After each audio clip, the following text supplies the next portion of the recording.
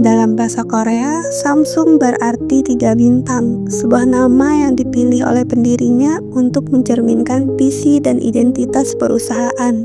3 bintang ini menggambarkan ambisi Samsung untuk menjadi perusahaan yang kuat, bertahan lama, dan unggul dalam 3 sektor utama, yaitu industri, elektronik, dan konstruksi. Nama Samsung juga memiliki makna mendalam dalam budaya Korea. Angka 3 melambangkan kesempurnaan dan kelengkapan, sementara bintang sering dikaitkan dengan kekuatan dan keberuntungan. Dengan menggabungkan makna-makna ini, Samsung berupaya mencerminkan keyakinan dalam mencapai kesuksesan yang berkelanjutan dan menginspirasi orang lain sepanjang perjalanan mereka. Seiring berjalannya waktu, nama Samsung telah menjadi identitas yang kuat dan dikenal di seluruh dunia. Pendiri Samsung yaitu Lee Byung-chul awalnya adalah pemilik usaha penggilingan padi dan transportasi di wilayah Masan. Namun, pada tahun 1937, ia harus memindahkan seluruh bisnisnya ke kota Daegu, bagian timur laut Korea Selatan, karena tekanan situasi perang antara Cina dan Jepang. Untuk menambah pendapatan, Lee Byung-chul juga membuka usaha toko yang menjual sayuran, buah-buahan, dan ikan kering.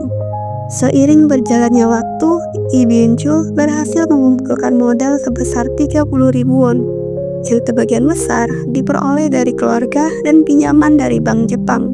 Modal ini ia gunakan untuk membuka usaha toko serba ada yang ia beri nama Samsung.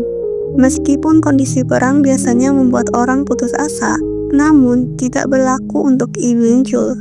Ia justru semakin termotivasi, di mana selama Perang Dunia Kedua, ia benar-benar menunjukkan kemampuannya dalam berdagang.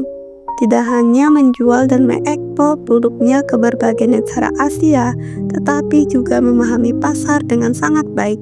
Kemampuan observasinya yang tajam memungkinkan Lee Byung-chul untuk mempelajari para konglomerat Jepang dalam menjalankan perusahaan mereka di Korea Selatan. Hingga dalam jangka waktu 1 dekade, Samsung telah berkembang menjadi pabrik yang memproduksi tepung, bahkan memproduksi mesinnya sendiri.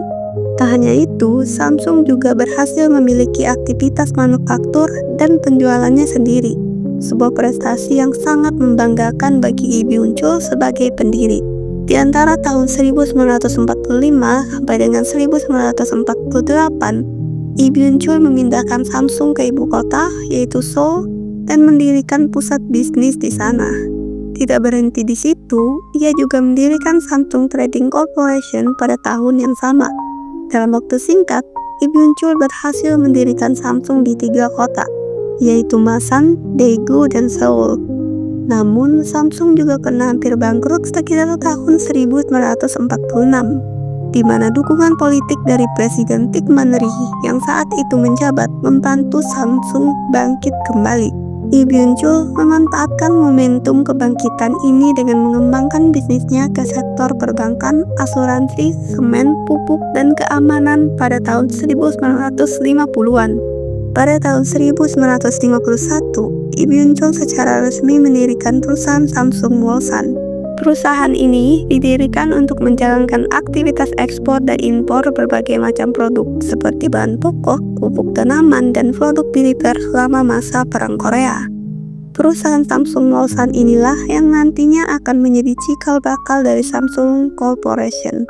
Pada tahun 1963, Lee Byung-chul terlibat dalam kasus yang melibatkan Hankook Fertilizer, anak perusahaan Samsung. Akibatnya, Lee Byung-chul memutuskan untuk mengundurkan diri sebagai chairman Samsung pada tahun 1967. Namun, 2 tahun kemudian, ia kembali menjabat posisi tersebut, dan Samsung kembali bangkit di bawah kepemimpinannya. Sejarah Samsung sebagai perusahaan elektronik dimulai pada tahun 1970, ketika perusahaan memutuskan untuk fokus pada bisnis elektronik dan semikonduktor. Lee Byung-chul bekerja sama dengan beberapa perusahaan elektronik Jepang termasuk Sanyo. Kolaborasi ini menghasilkan televisi pertama dengan merek Samsung pada tahun 1970. Produk rumah tangga Samsung mendapat perhatian luas dan perusahaan terus berkembang pesat. Di tahun 1980-an, Samsung mendominasi sektor ekonomi di Korea Selatan. Setelah itu, Lee Byung-chul meninggal pada tahun 1987. Putranya Lee Kun-hee melanjutkan kepemimpinannya dan membawa Samsung menjadi perusahaan transaksional yang dihormati di seluruh dunia. Di bawah kepemimpinan Lee Kun-hee, Samsung meningkatkan produksi berbagai produk elektronik yang aman untuk rumah tangga. Samsung Electronics, salah satu anak perusahaan yang didirikan oleh Lee Byung-chul setelah kembali menjabat sebagai chairman, menjadi perusahaan inti dengan beberapa anak perusahaan lainnya. Untuk mempermudah pengelolaan, Lee Kun-hee membagi Samsung menjadi 6 perusahaan dengan fokus produksi yang berbeda.